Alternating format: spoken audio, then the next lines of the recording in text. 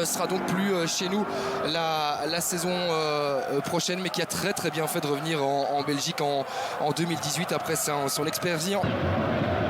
Et on joue rapidement ce coup franc, c'est bien joué. Attention Reynolds côté droit. Ça peut terminer au fond. Benchaïb, s'il vous plaît. De la phase classique, on revoit le coup franc rapidement joué.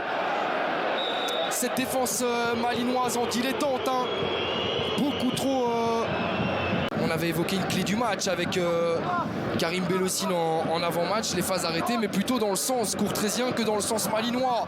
Attention, ça finit au fond avec Sandy Walsh, un ballon parfaitement déposé par Robskov sur la tête du latéral néerlandais qui vient planter son 3e but de la saison. Au quart d'heure de jeu, il multipliait les corners et finalement celui-là termine trop facilement au fond. Il est oublié en première zone. Le corner avec Kadri derrière le ballon. Un très bon frappeur. Ça passe juste à côté du poteau gauche de Cook. C'était ultra dangereux. Qui prend un petit peu le temps avant de choisir la bonne option. Elle est faite via un dribble. Le centre de Robskov au 2e poteau pour Geoffrey Hermans qui parvient à rabattre. Hugo Kuiper, ça frôle. Là encore le poteau, mais cette fois-ci celui de Marko Ilić.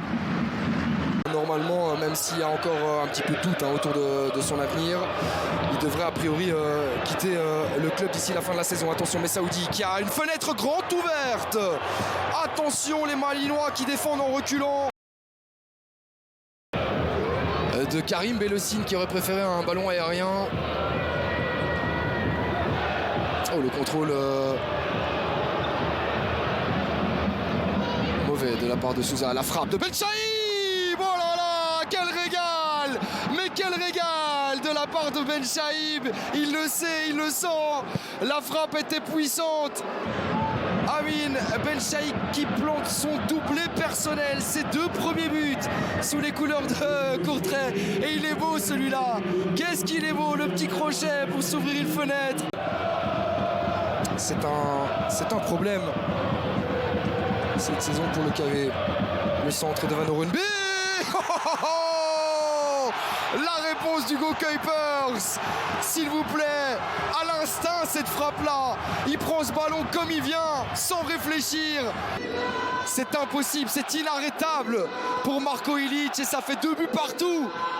On reprend sur les mêmes bases et on est toujours autant gâté. En même temps, c'est difficile de juger quand on ne voit pas. Mais on s'en contente. Et moi, ça m'a permis de me lever. Déjà, Emrapti pour Geoffrey Hermans. Oh, la justesse du geste. La justesse du geste. Il prend un contre-pied. Marko Ilić, Geoffrey Hermans qui donne l'avantage pour la toute première fois de la rencontre. Un petit plat du pied précis dans le filet intérieur de Marko Ilić, s'il vous plaît. Double confrontation victorieuse pour le Cameroun qui s'est qualifié pour le Qatar. Attention, Emrapti, toujours lui, Emrapti, et cette fois-ci Marko Ilić, c'est pas terminé, Schoofs. Et plutôt Nico Storm face à Van Orenbe qu'il faut aller percuter, il faut pas hésiter, il faut s'immiscer dans le rectangle de Gaëtan Cook et trouver un partenaire. Il s'écroule, il va aller chercher le penalty Messaoudi face à Van Orenbe qui n'en revient pas. Poussé à la faute son adversaire direct. C'est ce qu'il a fait, Messaoudi. Il n'y a pas faute de Van Orenbe dans un premier temps, mais c'est dans un deuxième. Ici, il s'en sort bien, il touche le ballon et c'est là qu'il commet la faute et qui vient taper les chevilles. Encore plus quand il a été inscrit en première instance et cette fois-ci c'est manqué. Oh, ça a un peu terminé au fond finalement, non. On s'est fait très peur. Et Malines peut se relancer avec un coup de sifflet désormais en sa faveur.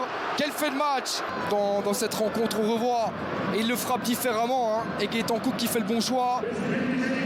Heureusement que Père est là. Heureusement qu'il est là pour écarter ce ballon parce que sinon ça finissait au fond et ça aurait été un autobut de la part de Souza. Quoique, c'est peut-être Messaoudi qui touche ça.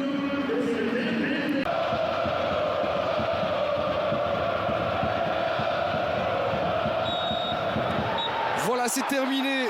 Malines qui a joué avec son bonheur dans cette rencontre, mais Malines qui s'impose finalement.